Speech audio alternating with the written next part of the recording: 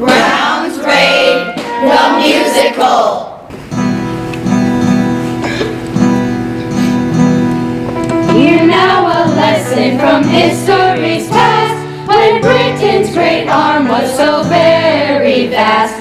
When a budding young country learned how to become a force to be reckoned with, a shotgun. Let me tell you a story from distant age, where we seek to add luster to a historic page. For the deeds celebrated shall soon be known, in breathing avatars and landed in stone. What wrongs the rebels born, what ills their strong resolve destroyed. As far now attempt these revived ancient deeds, how the people prevailed in life's worst extremes. The absolute cruelty the patriots bore, with various ills they were forced to endure. The terrors that flew till the threatening hour, and the British were armed with a deadly power. Desolation marked born by a innocent way, and lured the savage to be destined prey. What wrongs the rebels bore, what ills their strong resolve destroyed. Within their arrogance, such arrogance and pride, tried to take the new country for a roller coaster ride. Mocking human and misery with contemptuous sneers, they were left holding nothing but handfuls of tears. From state to state, the Federalists flew to join arms with farmers till the army grew.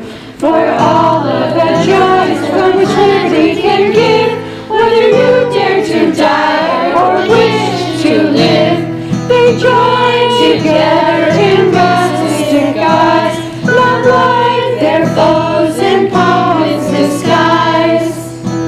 Welcome to the reenactment 1777 military campaign between Britain and America.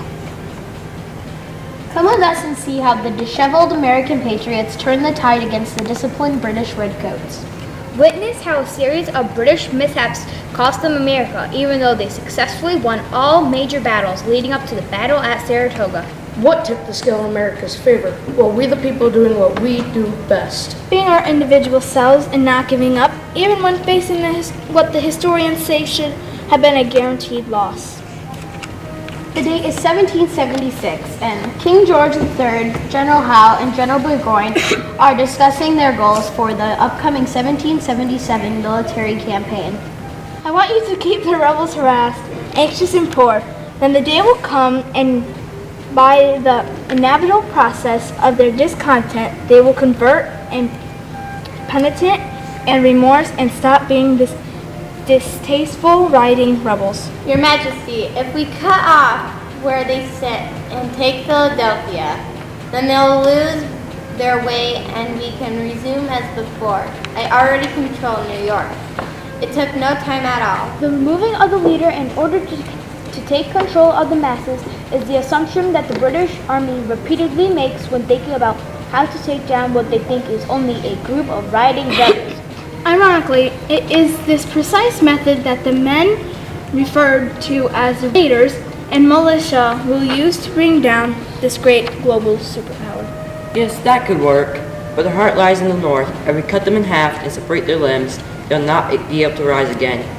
I'll come down from Canada, take Fort Ticonderoga from where I can control all those England, and neutralize these Yankees. You bring the British Army up from New York and meet me in Saratoga. There we will seal the British victory once and for all. Indeed, Howe controlled New York with 400 ships moored in the harbor, the largest naval task force seen until D-Day, June 6, 1944. In fact, Howe's attack is the biggest New York has seen until the terrorist attack on September 11, 2001. With New York on fire, Washington's army to retreat along the ancient Native American path known today as Broadway, the Great White Way. Overlooking the New York harbor, Washington watches as 3,000 of his army are thrown into prison ships. 12,000 patriots will die in British prison ships, 3 times more than are killed in battle. After Washington's first defeat, he knew he must rethink how to engage with the British fighting machine with all of its discipline and military might. He sets out to train the Continental Army, infiltrate the British inner circle with spies, and use a new breed of soldier born out of the American frontier.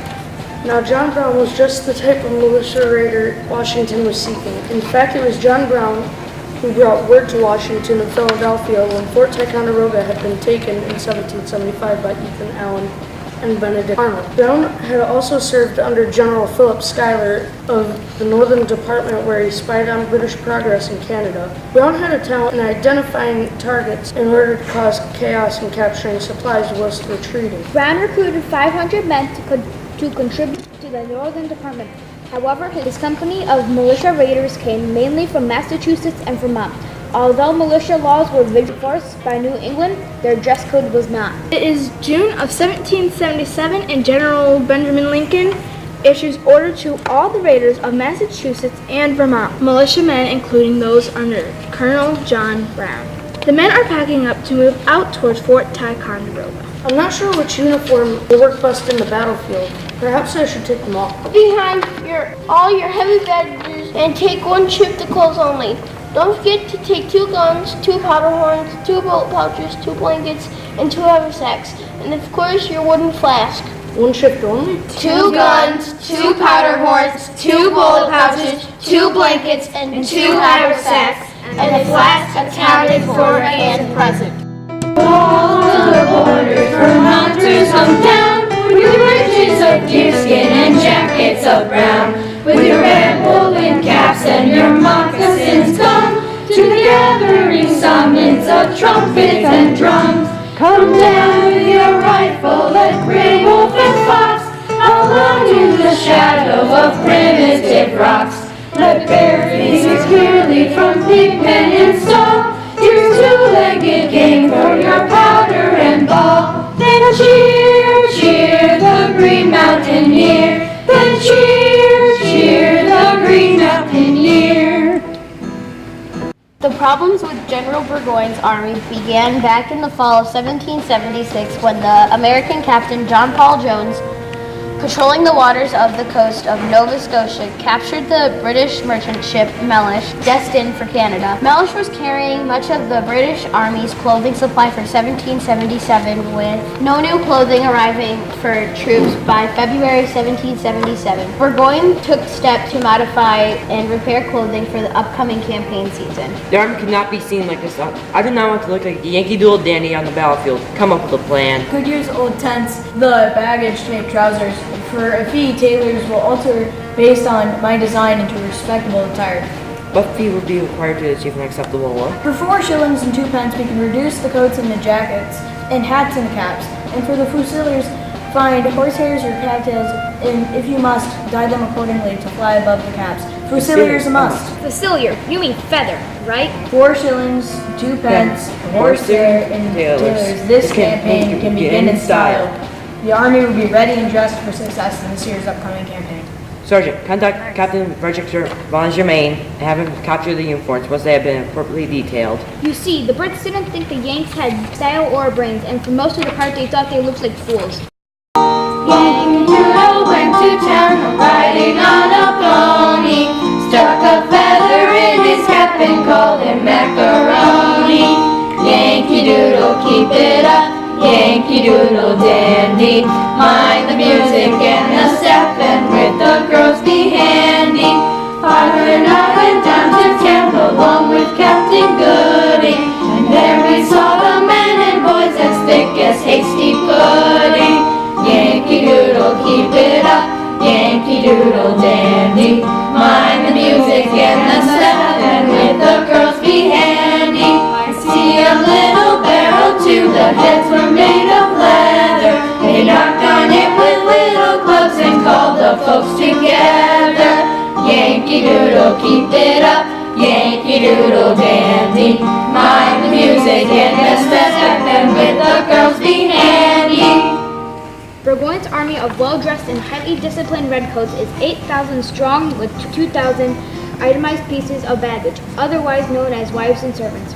You can see this army is a mobile city. Burgoyne's goal is very clear: split the colony in half and meet up with General Howe in Saratoga, New York, who controls the New York harbor with Britain's naval superpower only 170 miles south to squash the Americans and end the riots. Little did they realize how the ideal surrounding liberty had inspired the Patriots to push on and seize a new kind of life.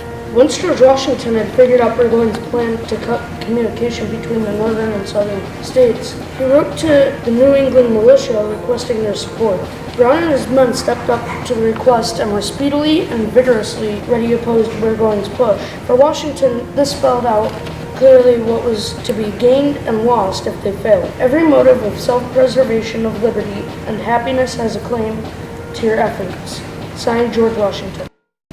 Join hand in hand, brave Americans all, and rouse your hearts at their liberty's call. No tyrannous act shall suppress George's claim, or stain and dishonor America's name. In freedom we're born, and in freedom we'll live. Our purses are ready, steady, friends, steady. Not as slaves, but as freemen, our money will give. Imagine this being my track for the future life. Here, look at the view. See my yield spanning over there?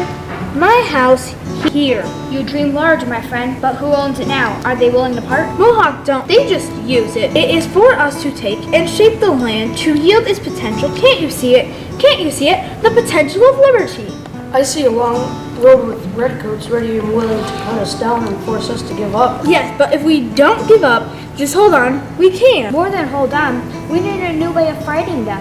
Redcoats outnumber us 2-1 with provisions to spare. That's right. If we can hit their supply line, stop the flow by the time to grow, wait and see. Hold on, yes, but if we reconfigure and restructure how we meet them on the battlefield, then we stand a fighting chance and see our liberty come to life. Liberty tomorrow, liberty today. Sever the supply line, create chaos, hold on till tomorrow. We owe no allegiance, we bow to no throne. Our ruler is law, and the law is our own. Our leaders themselves are our own fellow men, who can handle the sword and the scythe and the pen. Hooray for Vermont, for the land that we till, must always defend her from valley and hill. Our vow is recorded, our banner unfurled. In the name of Vermont we defy all the world. Then cheer, cheer the Green Mountaineer. Then cheer, cheer the Green Mountaineer. As the raiders daydreamed of liberty, they prepared for the upcoming 4th of July celebration to commemorate the previous year's Declaration of Independence. Due to leadership crashes between Arnold Tyler and Hinman, the newly appointed General St. Clair was busy anticipating the arrival of Burgoyne's army, who unbeknownst to them was only 4 miles away. General Schuyler had ordered General St. Clair to hold on but avoid having the Skinsboro and Hubbardton Avenue retreat cut off. Here's a toast to our Declaration of Independence. May the upcoming battle show their enemies just how committed we are to liberty. Look, General, the light up there. Didn't you order all men down? I did, and they are all here. I just arrived. If we hold the fort, my character will be won, but the army will lose. They hold the upper ground from which we cannot defend. I have to save the army and lose my character. Quartermaster, alert the men. We depart at nightfall. Quietly, the quartermaster goes around the camp, initiating the loading of the supplies onto 200 boats that move up the lake towards Skinsboro. When all the boats were filled, the remaining army crossed to Mount Independence and headed down the Hubbardton Road. Burgoyne and his army arrive at the fort without firing a shot. He instructs troops to pursue the retreating army on the Hubbardton Road and up the lake towards Skinsboro. Fraser, right, Zell. You go towards Hubbardton. I'll move towards Skinsboro. We meet up downriver. Men, rest.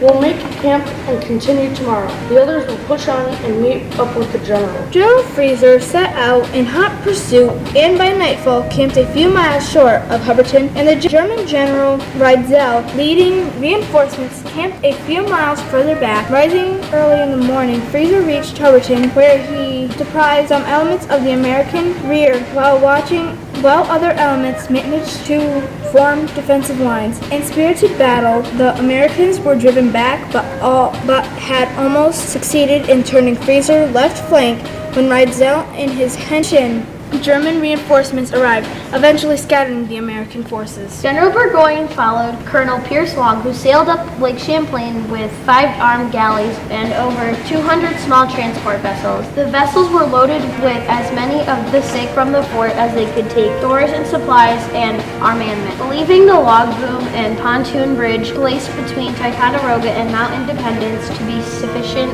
to delay the British pursuit, Long began to sail up the lake towards Skenesborough, the southernmost navigable point on the lake at a leisurely pace. Burgoyne was hardly slowed down by the water defenses and ordered them to be taken down. With well-placed gunfire, the bridge and boom were eliminated as obstacles in 30 minutes. Burgoyne, breaking with rigid military discipline of remaining information, ordered troops to follow as rapidly as possible while he sailed southward in pursuit. Americans arrived at Skenesborough only 2 hours before Burgoyne to a small stockade fort with the rest of forts waiting around the falls to Wood Creek. Burgoyne's boats arrived and opened fire. The Americans started a fire at Skenesborough as they retreated towards Fort Anne. When they reached Fort Anne, they were met by 400 New York militia under Henry Van Rensselaer that had been sent by General Phil Schuyler from Fort Edward as he received news from the retreat from Ticonderoga. At the end of the Fort Ticonderoga battle, the minor skirmishes that ensued took a toll on the British Army, and they put off pursuing the main American army for another day. The American retreat succeeded in contributing to their largest initiative to not give up, hold on, and regroup tomorrow. On the south came the Hessians, our land to police, and armed for the battle while canting of peace. On our east came the British, the red-coated band, to hang up our leaders and eat up our land.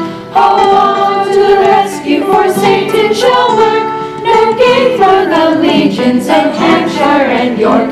They claim our possessions, the pitiful names, the tribute we pay shall be prisons and graves.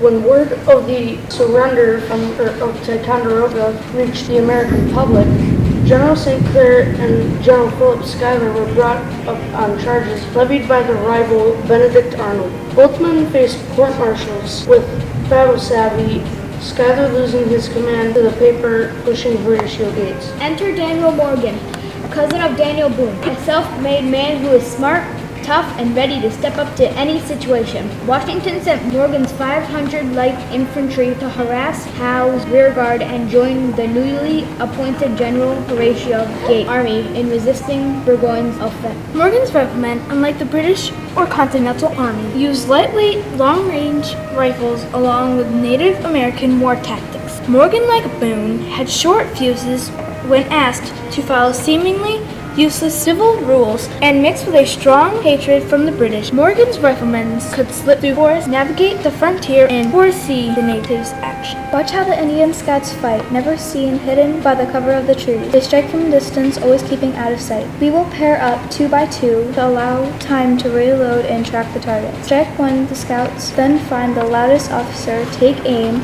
and take out. Morgan's style of military engagement did not follow the formal protocol the British were accustomed to. Morgan's rifleman plan included targeting the Native American scouts first and the British officers second. The British Army required leadership in order to operate successfully. The American Army, on the other hand, required quick-thinking soldiers not afraid to face mortal consequences and the ability to shrug it off even when all seemed lost. And during the darkest hours, the Americans found humor in swapping the lyrics to the Yankee Doodle song, a song the British introduced as a means of poking fun at Yanks themselves to see humor in their approach. For one might argue that you would have to be a wee bit off to consider attacking Britain in the first place.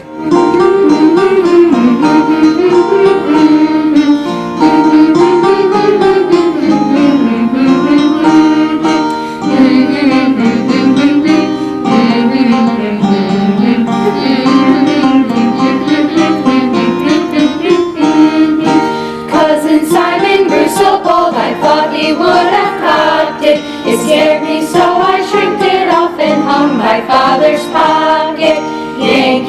Doodle, keep it up, Yankee Doodle Dandy.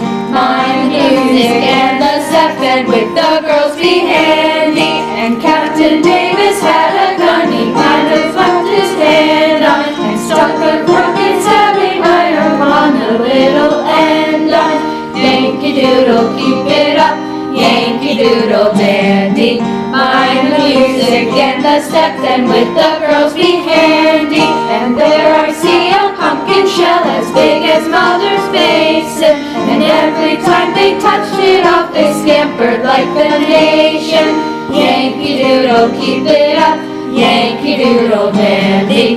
Mind the music and the steps, and with the girls be handy. And every time they shoot it off, it takes a horn of powder, and makes a noise like Father's gun, only a nation louder. Yankee Doodle, keep it up, Yankee Doodle Dandy. Mind the music and the step, and with the girls be handy. Burgoyne's army arrives at Freeman's Farm on August 30th for what is to be the first of two battles at Saratoga. With no Americans to be seen, his army hears what seems to be a turkey gobbling sound. And then a single shot is heard, and a scout goes down. Another shot is heard, and an officer falls. Morgan's riflemen have run into the advance of General Simon Frazier's wing of Burgoyne's force. One by one, Morgan's riflemen pick off every officer in the first exchange, resulting in the advance guard retreating. Morgan's men without orders charged again, but the charge fell apart when they ran into the main column led by General Hamilton. Seeing Benedict Arnold on the field, Morgan and Arnold reformed in the Union. Each time the British began to take their formation, Morgan's men from the woods break them with accurate rifle fire. Arnold is electric on the battlefield and pulls from the men more than any other general. Arnold is a shot, and even from his ground level position, he inspires the men to move on. Come on, soldiers, push in the name of liberty yourself. Today is our day. Carve out your claim. Hold, steady, fight! As more regiments arrived from Bemis Heights, the Americans' fire held the British in check, but repeated American charges were repelled by British bayonets. Burgoyne's next offensive resulted in the Battle of Bemis Heights on October 7th, the second battle at Saratoga. Morgan was assigned command on the left flank of the American position. The British plan was to turn that flank using an advance by 1,500 men. This brought Morgan's brigade once again up against General Frazier's forces. Passing through the Canadian Loyalists, Morgan's Virginia sharpshooters got the British light infantry trapped in crossfire between themselves and Dearborn's regiment. Although the light infantry broke, General Frazier tries to rally them, encouraging his men to hold their positions. Benedict Arnold arrives on the field, sees Frazier, then Morgan, and yells, That man on the gray horse is a host unto himself and must be disposed of. Direct the attention of some of the sharpshooters amongst your riflemen to him. Fraser, we meet again. On the battlefield. Arnold pushes Morgan to shoot Simon Fraser. Finish him! Morgan reluctantly ordered Frazier shot by a sniper, but sends 3 missing warning shots until sniper Timothy Murphy lands the shot.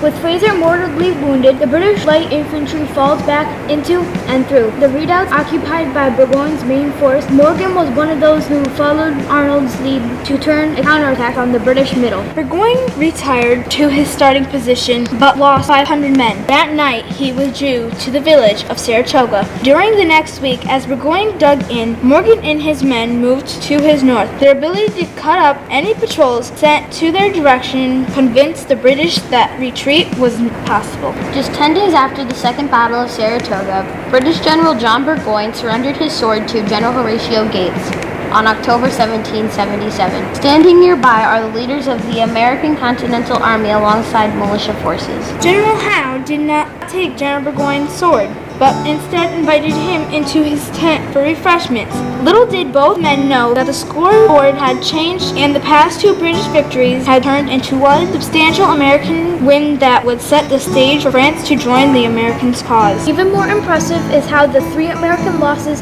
to the British superpower resulted in a decisive American win. That combined with Benjamin Franklin's efforts in representing the 30 colonies as the official diplomat and ambassador in France. Franklin's words rang true to what the mismatched men from the farms and open frontier had learned. We must indeed all hang together, or mostly assuredly we shall all hang separately. We must all hang together, or assuredly we will all hang separately.